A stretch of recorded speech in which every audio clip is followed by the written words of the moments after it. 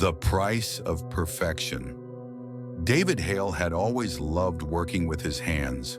The smooth texture of polished wood, the way it felt to carve something from nothing.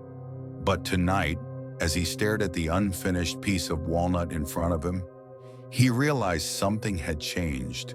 It wasn't just the usual exhaustion.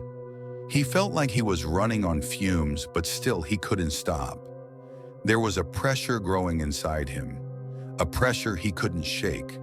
He looked at the clock, 2:12 a.m. His fingers ached from hours of work, but still, he couldn't stop. The work had to be done. The order had to be finished. He wiped his brow with the back of his hand and picked up his phone. Another message from a client. "I'll need that custom bookshelf ready by tomorrow. Can you knock off a bit from the price?" David sighed. He had been dealing with people like this for years, the ones who thought custom work should be the same price as something off the shelf. He looked over at the kitchen, where his wife, Catherine, was asleep at the table, a half-empty mug of coffee beside her. The kids' rooms were dark, and David couldn't remember the last time they had a real conversation. His family, his business, it all felt like a weight on his chest. David had spent years building his small business, Hale's handcrafted goods from the ground up. He was good at what he did, but lately it felt like the harder he worked, the more unseen he became. His clients didn't get it. They didn't understand how much it cost him, emotionally, physically, and financially. He was 40 years old now, with 2 kids, a mortgage, and bills piling up. He couldn't afford to take a break. He couldn't afford to stop. And yet, no matter how hard he worked, it never felt like enough. The next morning, David left the workshop and went to a local cafe to grab a much-needed coffee. He sat down with his laptop, trying to draft a post for his business, pretending everything was fine. That's when she appeared. Lucinda. She was tall and pale, with a strange sense of calm about her. Her clothes were old-fashioned, a vintage blouse and skirt, and she carried herself like she didn't belong in this time. She sat down next to him without asking, and before he could say anything, she spoke softly. "Rough morning?" David smiled bitterly. "You could say that." Lucinda didn't smile back. Instead, she studied him for a moment, her eyes piercing through him. "You know, there's someone who can make unhappy people happy again, permanently." David raised an eyebrow. He thought she was joking. "Sure," he said, chuckling. "And who would that be?" Lucinda leaned in slightly, her voice lowering. "The happy man." David laughed, but the sound felt forced. The idea of some supernatural being fixing his life seemed ridiculous, but something about Lucinda's presence made him hesitate. She didn't seem like a typical crackpot. There was something unsettling about her, something that felt strangely real. She handed him a crumpled napkin on which were written a few words in neat, looping handwriting. "Take equal parts sugar and salt. Draw a smile on a clean surface. Play a recording of laughter and say his name aloud. At 3:03 a.m. That's all." David stared at the napkin, feeling his curiosity piqued despite himself. He laughed it off, slipping the napkin into his pocket. "Yeah, right," he muttered, standing up to leave. That night, David couldn't shake Lucinda's words. They echoed in his mind, over and over, like a refrain he couldn't stop hearing. Maybe it was exhaustion. Maybe it was the mounting pressure. But something inside him snapped. What if? What if this strange ritual could actually work? At 3:03 a.m., David stood in his kitchen, staring at the napkin in his hand. He felt foolish. He had tried everything else, working harder, taking on more clients, trying to make everyone happy. What was the harm in trying this? He carefully measured out sugar and salt, placed them on the counter, and drew a smile. He hesitated for a moment, then pressed play on the laughter recording he found on his phone. The sound of genuine laughter filled the room. David muttered under his breath, "Catherine Hale." For a moment there was silence. David waited, half expecting nothing to happen. But then, from somewhere deep in the house, a soft laugh echoed. It was so faint he could barely make it out, but it was there. David froze. The next morning, everything started to change. David checked his phone and was shocked to see new orders, big ones coming in. People who had never paid attention to his work were suddenly asking for custom pieces. Catherine seemed more attentive, more affectionate than usual. She actually smiled at him. It felt wrong.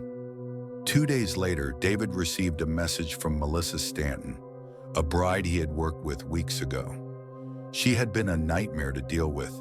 She had asked for a discount and then complained about the work. But now, there was a message on his phone. "I made a mistake. Your work was perfect. I'm sorry." She had posted a video apologizing for the bad review. Her smile was unnaturally wide, and behind her, David could swear he saw a tall shadow. Something that wasn't quite human. The shadow grinned. David's phone flickered, and the laughter grew louder. He quickly turned it off, his heart racing. He sat there, staring at the screen, unable to comprehend what was happening. To be continued. What do you think? Do you believe David made a mistake by performing the ritual, or is there something more sinister at play? Let us know your thoughts in the comments below. If you enjoyed this episode, don't forget to like, comment, and share with your friends to keep the story going. Make sure you hit that subscribe button so you won't miss the next chapter of David's chilling journey.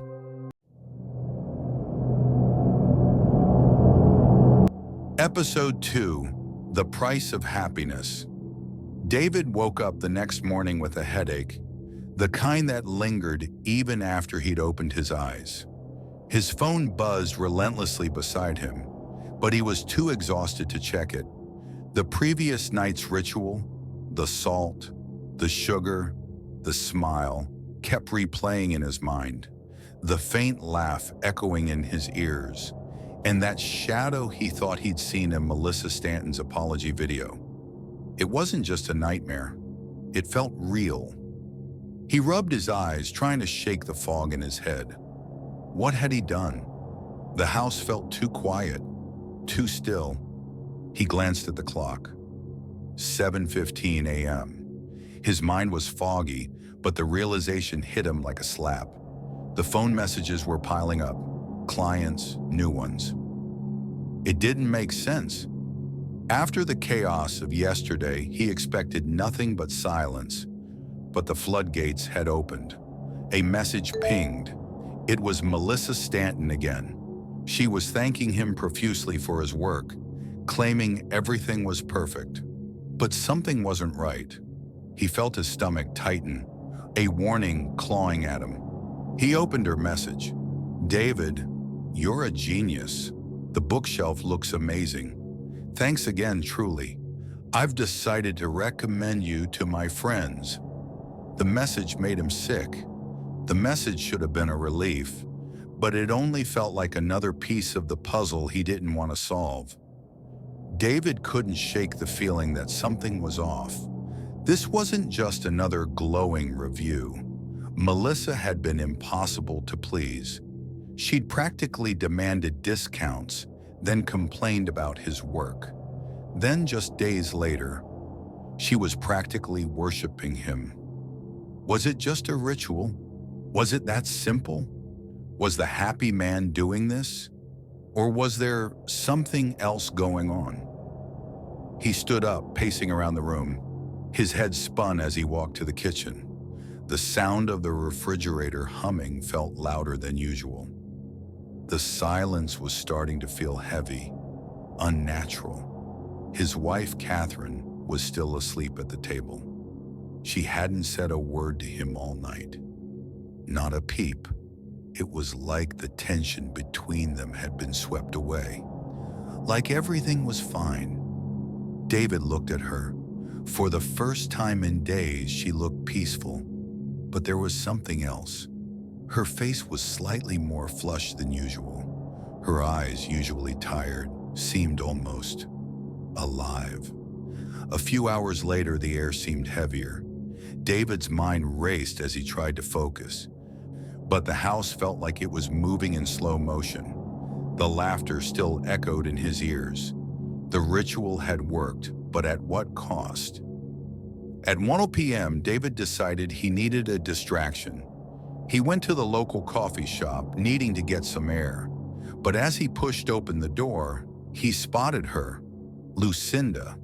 She was sitting in the corner, the same quiet aura about her. She looked at him as if she had been expecting him. "Rough day?" she asked, her voice calm and collected. David didn't answer. He sat down across from her. Lucinda smiled faintly, noticing his unease. "The happy man doesn't work for free, David," she said, her voice barely a whisper. David froze. "What do you mean?" Lucinda's smile faded just a little. "You didn't think there wouldn't be a price, did you? You didn't think it would be just about you being happy, did you?" Her words hit David like a ton of bricks. His palms started sweating. What had he really done? I don't understand," he muttered. "More is always needed," Lucinda replied. She stood up, fixing her jacket. "He takes it slowly, piece by piece. But in the end, David, he takes everything." She turned and left without another word, leaving David sitting there in silence, his thoughts spiraling. What had he gotten himself into? Was it too late to stop? David hurried back to the house. Something felt wrong. The walls felt like they were closing in on him. As he walked past the living room, he noticed Catherine. She was standing still, staring at the wall. Her smile was wide, too perfect. He stepped forward, his heart pounding in his chest. "Catherine?" he asked, his voice trembling. She turned to him, her smile never faltering. "Yes, David." But the way she said his name, it was off. Something wasn't right. David stepped back, feeling dizzy. He rushed upstairs to his room and grabbed the napkin from his pocket. He looked at the faded ink. The words were still there, but beneath them, new letters had appeared. "You are not alone." David's breath hitched as he realized what it meant. It wasn't just him. The happy man was taking more than he had bargained for.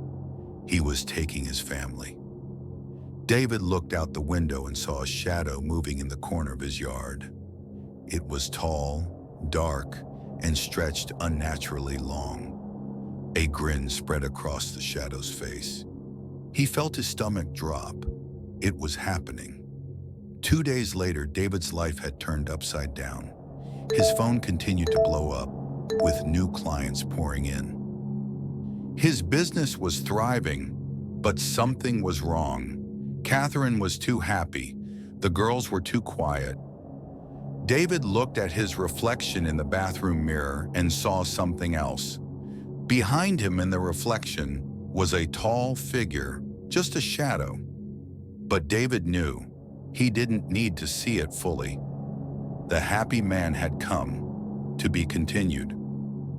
Do you think David can stop the happy man before he takes everything? Or is it already too late?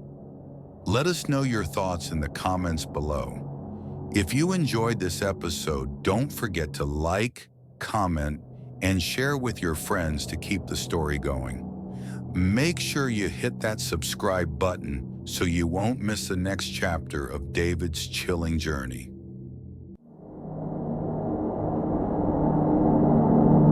Episode 3: The Smiling End.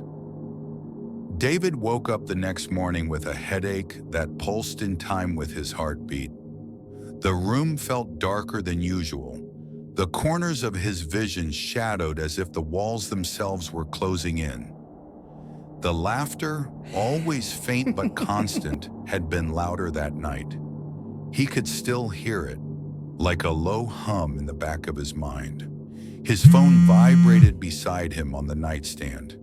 He stared at it for a moment, the name on the screen making his stomach drop. Catherine. She wasn't in the bed next to him, though. She hadn't been there all night. David rubbed his eyes, trying to shake the sleep from his head. But his limbs felt heavy, like his own body was betraying him. The message from Catherine was simple, short. "I'm here." David stood up, feeling dizzy, and walked down the stairs to the kitchen. His house felt silent, but the wrong kind of silent. The kind that pressed against your ears. Like the world was holding its breath, waiting for something terrible to happen. He walked past the living room and paused. Catherine was sitting on the couch, her back straight and unmoving, as if she were waiting for something. Her face was pale, her smile wide and almost unnatural. The shadow in the corner of the room shifted, its outline stretching impossibly long. But it was no longer just an outline. The figure had substance now. It was becoming something more, solidifying, moving in the light like it was starting to take shape. David's chest tightened, his breath coming quicker as he approached her. "Catherine?" His voice was shaking, but it felt like he couldn't control it. She didn't respond, just sat there, her smile stretching too far. The air felt too thick. David swallowed hard, his heart thudding painfully in his chest. He had to get out. David turned away and started to move toward the door when he heard it again. The humming. It was faint at first, then louder. The tune. That damned familiar tune. The one that had been following him since the ritual. David froze, his blood running cold. He turned slowly, and there, standing in the doorway, was Lucinda. She looked exactly the same, still wearing the same vintage clothes.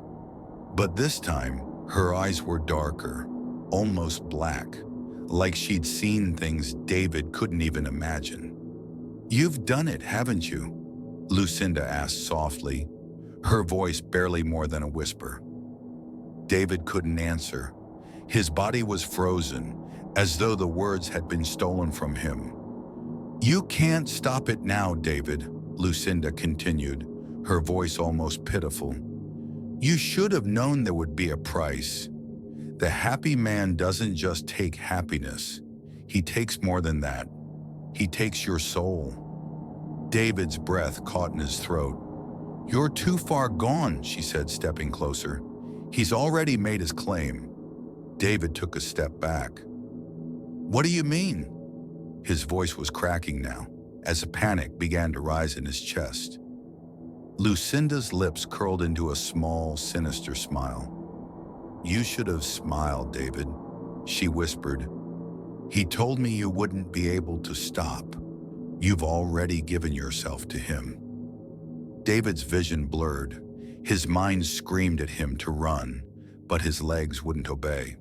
Lucinda's words were like a poison that seeped into him, twisting his thoughts, clouding his judgment. The air around him felt heavy, thick with an unnatural warmth.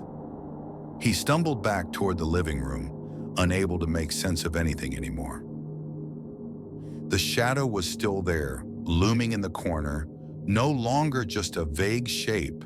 It was now a figure, a tall, thin man with an impossibly wide grin that seemed to stretch too far for a human face. The face was blank, just the dark shadows of a grin. But it was alive in a way that made David's heart race faster. Then he heard the voice. It was soft, low, and barely audible, a voice that sounded almost too sweet, too calm, as if it was whispering directly into his ear. "You're almost there, David. You're just one step away." David stood frozen, staring at the figure in the corner of the room. The figure stepped forward, and the space seemed to warp around it. David's chest tightened as he stumbled back again. He glanced around, desperate for any escape, but the house was no longer the same. Everything felt wrong.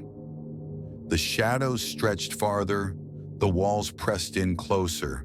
He could feel the temperature rising, his head was spinning, and there in the doorway stood Catherine, watching him with that wide, unnatural smile. "What do you want from me?" David finally managed to scream, his voice cracking under the pressure. Catherine didn't move. She simply stared at him, that smile never wavering. And then softly she said, "He wants you, David. He wants everything you have." David's eyes widened. He stumbled backward, almost tripping over the edge of the coffee table. The figure in the corner was closing in, its form becoming more solid with every step. Suddenly, the lights flickered and the room went dark. David's breathing came in shallow, desperate gasps.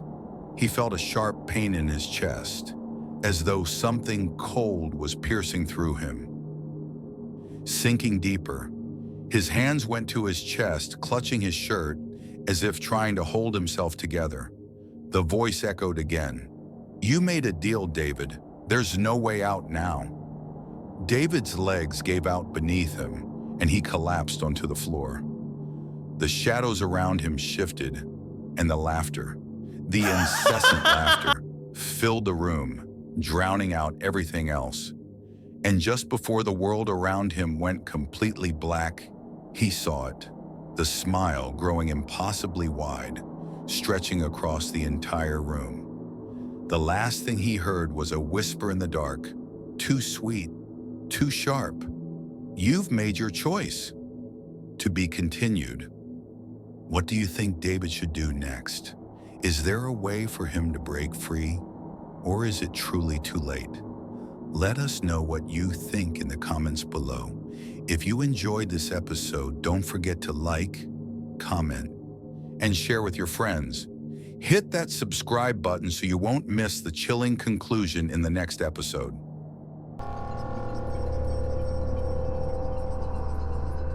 Episode 4, The Final Smile, Conclusion. David woke up to nothing. He couldn't remember the last time he slept, but even if he had, sleep wouldn't have brought him rest. The house was too quiet, too still. The laughter that had been haunting him for days was gone, but it was replaced by something far worse, an eerie silence. David's heart thudded in his chest as he stared at the empty room. The walls felt like they were closing in. The shadow he had seen for so long, the one that had been watching him, was finally gone. But there was no relief in its absence.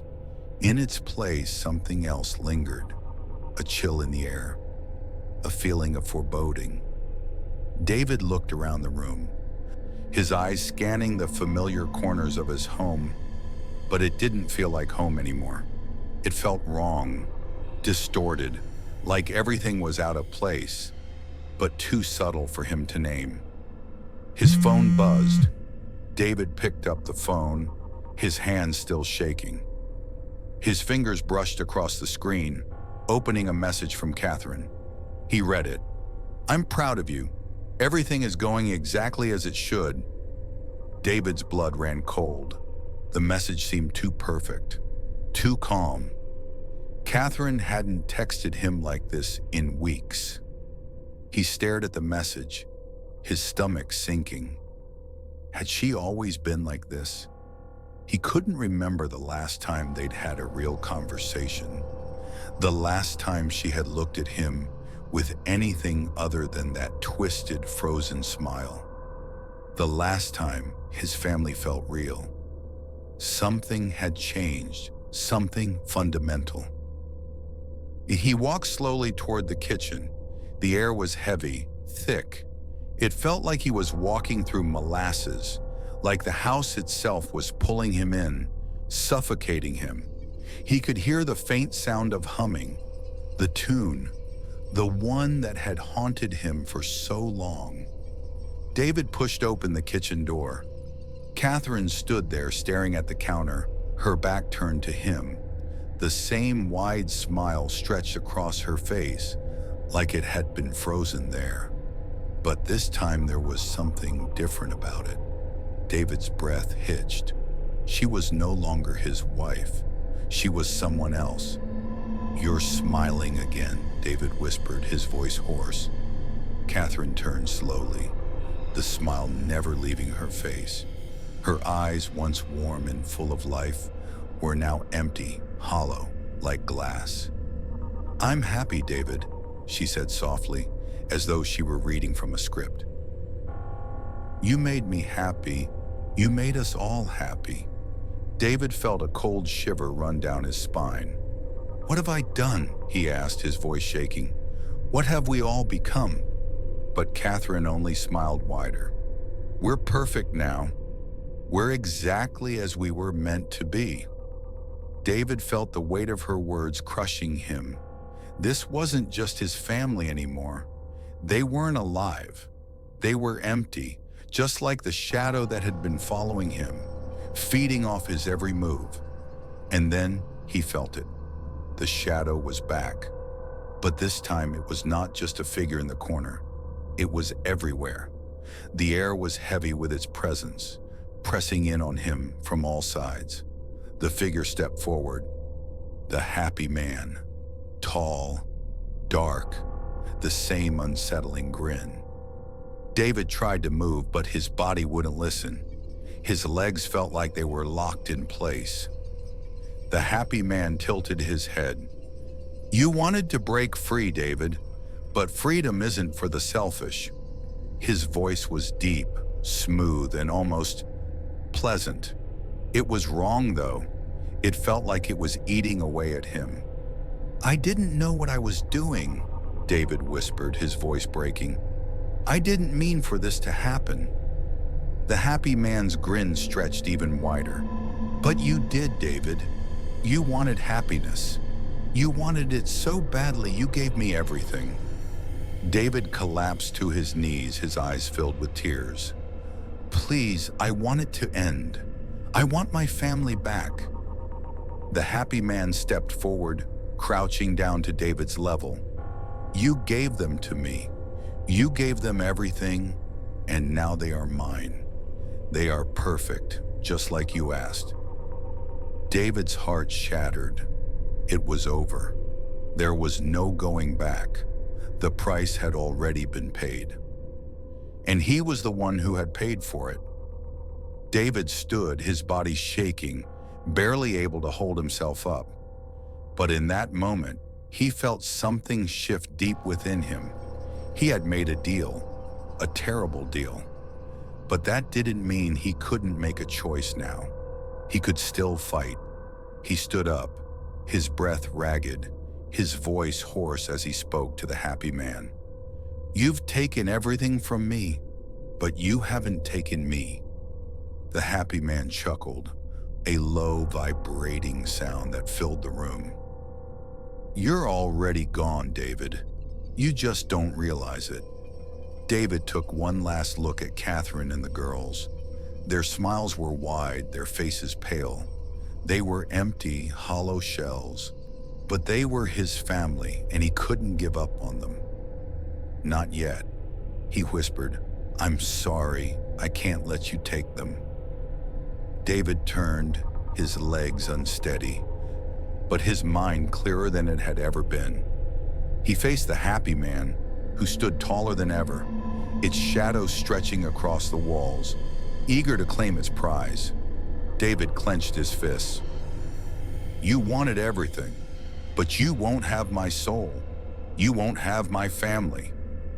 And with that, David ran, not away from the house, but deeper into it, towards the room that had started it all.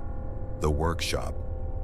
David grabbed the first sharp object he could find, a chisel, and rushed to the workbench. His hands were shaking as he slammed it into the surface, carving violently into the wood. He carved deeper and deeper, whispering over and over to himself, "I will not give in." But the laughter was louder now, drowning out everything, drowning out his thoughts. The walls closed in. The happy man was here. And David, desperate, took one final breath. Knowing that he had already given everything, do you think David made the right choice? Can he truly defeat the happy man, or has he already lost everything? Let us know your thoughts in the comments below. If you enjoyed this episode, like, comment, and share with your friends. Don't forget to hit that subscribe button to stay updated on more chilling stories like this.